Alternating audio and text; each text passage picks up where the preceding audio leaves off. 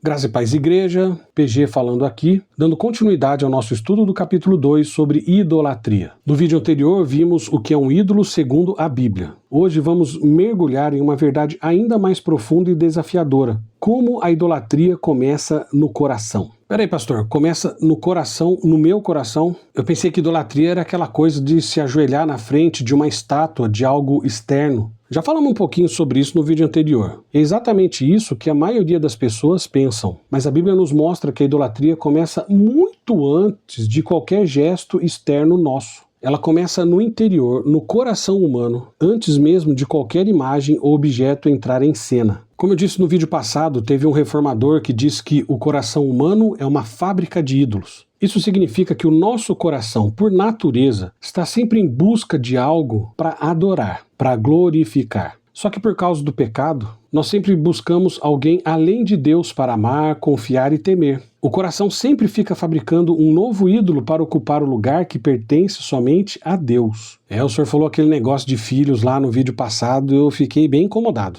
Que bom que ficou incomodado, até porque a Bíblia diz, sobre tudo o que se deve guardar, guarde o coração, porque dele procedem as fontes da vida. Perceba, segundo a Bíblia, tudo na nossa vida flui do coração. As nossas decisões, nossas prioridades, nossos amores, nossos medos, nossos desejos, tudo tem origem ali dentro. Então, o problema não é a estátua em si, é o coração que já escolheu se curvar antes mesmo de chegar à estátua. Exatamente. Antes de alguém se curvar diante de uma imagem física, essa pessoa já se curvou interiormente diante de um desejo, de um medo ou de um orgulho. A imagem externa é apenas a consequência visível de uma idolatria que já estava instalada no coração. Poxa, isso é uma ideia bem nova, né? Não é não. Isso não é uma ideia moderna. A Bíblia já dizia isso com todas as letras, porque Deus falava sobre o povo de Israel e diz algo impressionante. Estes homens levantaram os seus ídolos dentro do seu coração.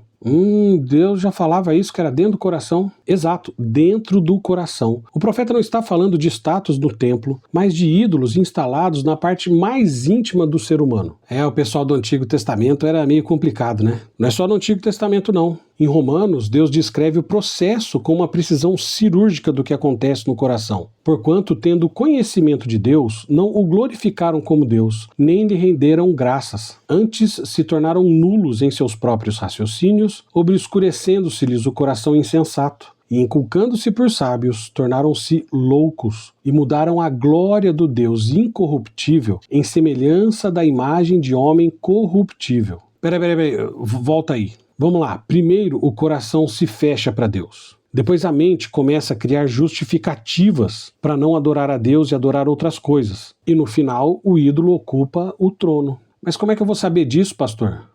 A Bíblia nos ajuda a identificar os passos internos pelos quais a idolatria se instala. É? É sim. Vamos ver cada um deles. O primeiro passo é quando o coração se afasta de Deus. E veja, isso muitas vezes não é um evento dramático. É um processo gradual e silencioso. Nós vamos parando de buscar a Deus em oração, vamos nos distanciando da sua palavra, vamos nos distanciando do seu povo e o coração começa a esfriar. O segundo passo é quando a pessoa passa a confiar, amar ou temer outra coisa mais do que ao Senhor. A Bíblia diz, maldito o homem que confia no homem, que toma a carne por seu braço e cujo coração se desvia do Senhor. A confiança que deveria estar em Deus começa a se transferir para algo ou alguém criado. O terceiro passo é quando essa coisa passa a governar as decisões, as prioridades e as emoções. Você percebe que começa a tomar decisões não mais com base no que Deus diz, mas com base no que esse ídolo demanda. Sua agenda, seu dinheiro, seu tempo, seus relacionamentos, tudo passa a girar em torno dele.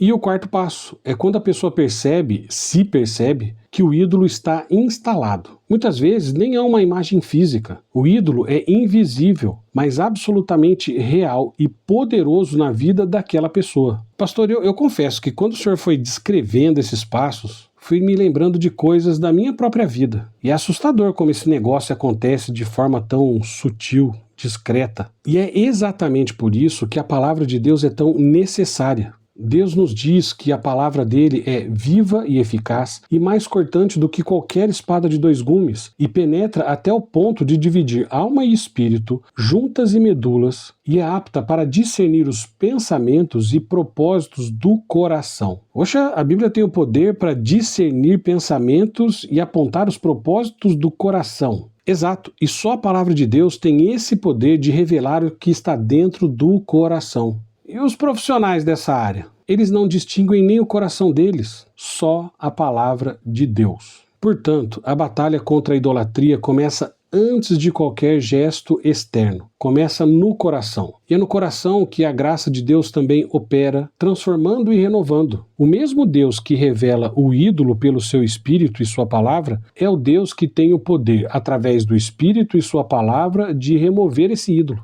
Então, pastor, não basta só mudar o comportamento externo. É preciso pedir a Deus que mude o coração. É preciso pedir que mude, não. É preciso que se pregue a palavra para que se mude o coração. Isso funciona? Funciona. Em Ezequiel isso fica bem claro lá no Vale dos Ossos Secos. A palavra é pregada e o Espírito vem para dar vida aos ossos secos. Dar-vos-ei um coração novo e porei dentro de vós um espírito novo. Tirarei de dentro de vós o coração de pedra e vos darei um coração de carne. Isso é obra de Deus, não nossa. Precisamos ver isso mais a fundo, hein, pastor? Com certeza, no próximo vídeo nós vamos ver sobre os ídolos modernos que não parecem ídolos, porque na nossa igreja só vai para o inferno quem quiser. Por isso que a gente sempre diz: leia a Bíblia, estude a Bíblia e medite na Bíblia.